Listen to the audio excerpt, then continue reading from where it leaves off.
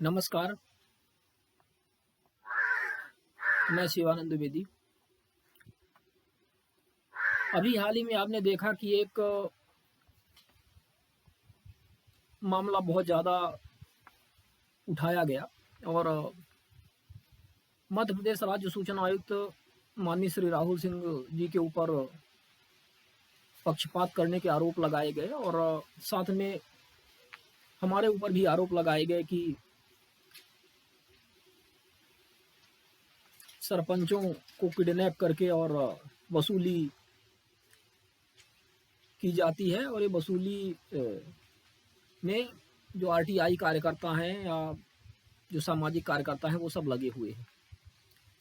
आपने देखा था अभी हाल ही में 14 अक्टूबर को चंदेह ग्राम पंचायत में जो आरटीआई की धारा 4 के तहत सोशल ऑडिट और जन सुनवाई का कार्यक्रम होता है, उसके तारतम्य में हम जा रहे थे और वहाँ का जो सरपंच है उसने कुछ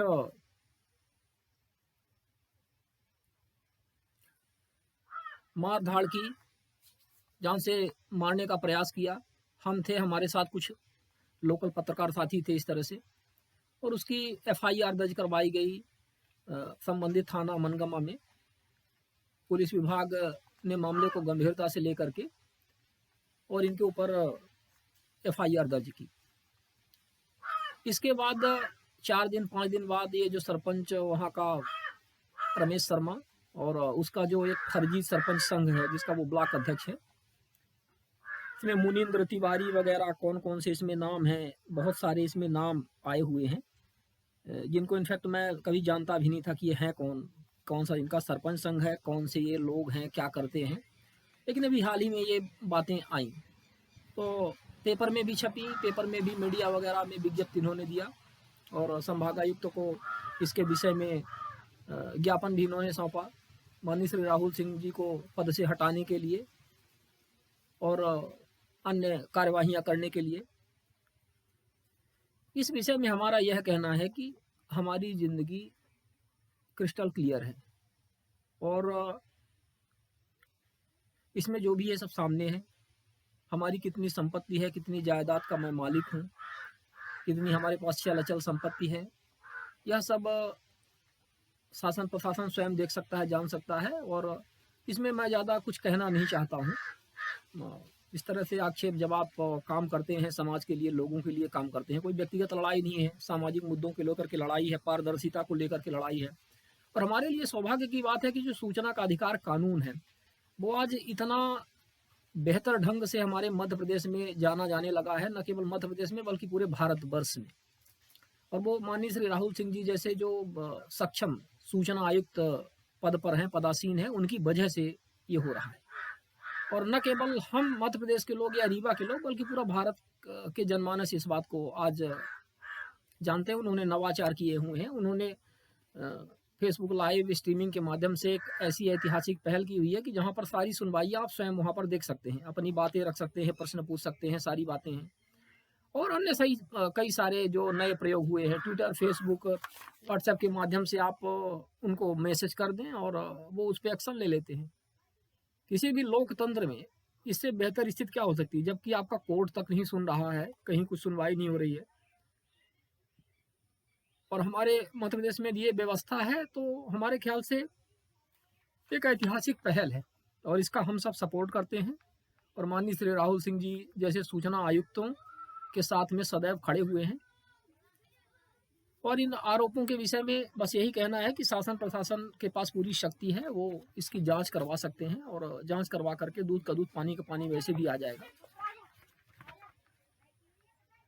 और हमारे कार्यों के बारे में अब हमें कोई बताने की आवश्यकता नहीं है। समाज, लोग, गरीबों, पिछड़ों,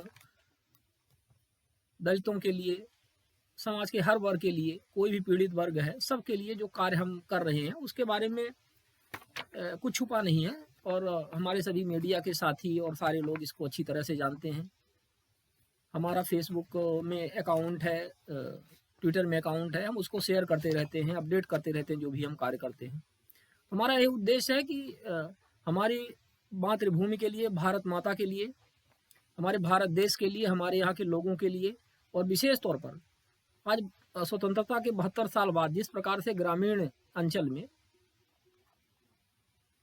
जो हमारे महान जो हमारे पूर्वज थे, उनकी जो ग्राम स्वराज की जो अवधारणा थी, और जिस तरह से एक ग्रामीण परिवेश होना चाहिए जहाँ पर मूलभूत मानवाधिकार से जुड़ी हुई जो आवश्यकताएं हैं, बिजली, पानी, सड़क, स्वास्थ्य, शिक्षा आदि, यह सब उन लोगों को मिले क्योंकि उनका वो मौलिक अधिकार है, उसके लिए सदैव प्रयत्नशील रहेंगे।